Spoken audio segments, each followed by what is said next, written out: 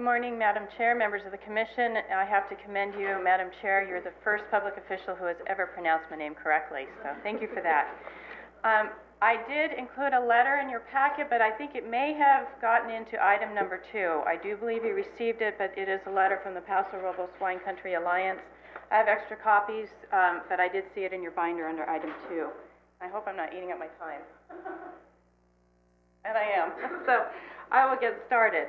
I am relatively new on the scene. I've just been hired this week as the Government Affairs Coordinator for the Paso Robles Wine Country Alliance.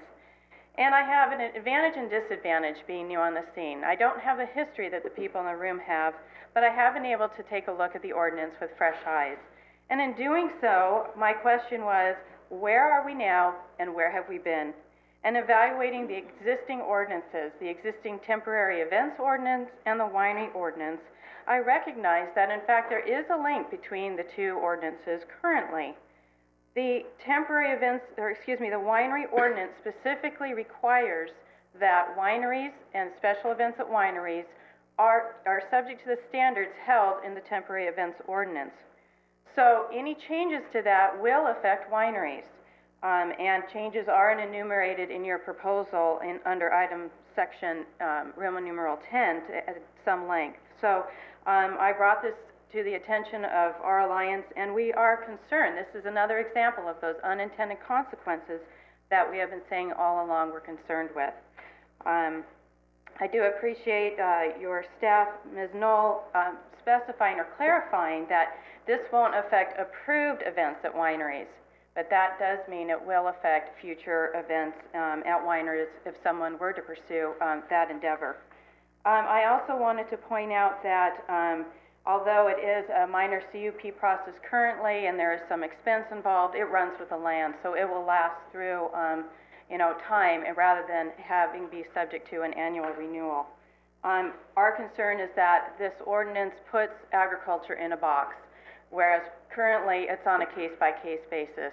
And whenever you put agriculture in a box, it's detrimental to agriculture. You might as well be thinking about shipping it overseas, because that's where it will end up. We do believe that this item should be forwarded to the Board of Supervisors without delay due to the time spent, the confusion, with what or what not may be impacted by this proposal. Even your staff this morning said it is contradictory, confusing, and I think there was reference to the ordinance being unusable. Some of your commissioners haven't even seen the ordinance, whereas others said it was readable and workable. There's a high level of confusion surrounding this ordinance, so we ask that this be sent back to the Board of Supervisors for further consideration of their initial direction. Thank you. Thank you, Ms. Pedrogi. Steve McGraw is our next speaker, followed by Jacqueline Frederick, and Debbie Dice is on deck. Thank you, Madam Chair. Commissioners, and I too will commend you for the pronunciation of my name. I appreciate that. My name is Steve McGraw. I'm the Harbor Manager for the Port San Luis Harbor District. We own and manage property around the San Luis Obispo Bay on behalf of the residents of the district and the people of California. Amongst those properties is the Point San Luis Lighthouse. That property is managed, maintained, restored, and access to the public provided by the nonprofit organization with which we have a memorandum of understanding, the Lighthouse Keepers.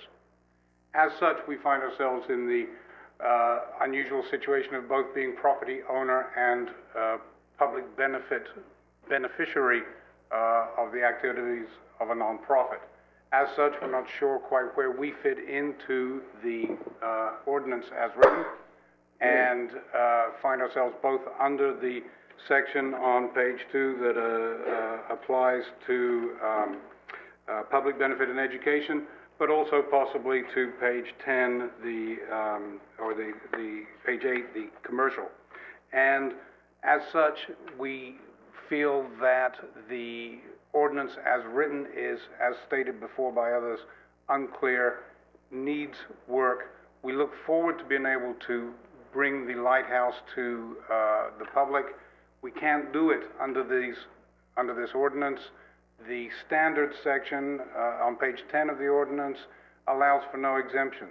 That applies to roads, access, so on and so forth. The individual from Ventura County mentioned the process there where permits were site-specific. I'd request that at least that be part of the consideration. The ability for the Harbor District to charge for use of the property would preclude the use for public benefit operations. We could well imagine an environment in which the lighthouse keepers are co-hosting an event with another nonprofit beneficiary, but the Harbor District would like to charge for that use by that other non-harbor related nonprofit. This would be precluded in this ordinance. I believe that these sort of considerations would apply to other properties around the county. Octagon Barn has been mentioned, Botanical Gardens possibly, but provision doesn't seem to be made for these sort of variances.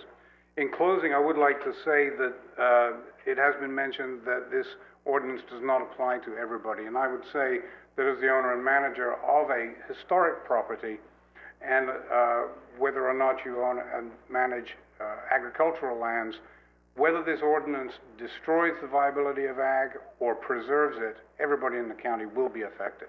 Thank you. Thank you, Mr. McGraw. Jacqueline Frederick is our next speaker, followed by Debbie Dice. Jennifer Norton is on deck.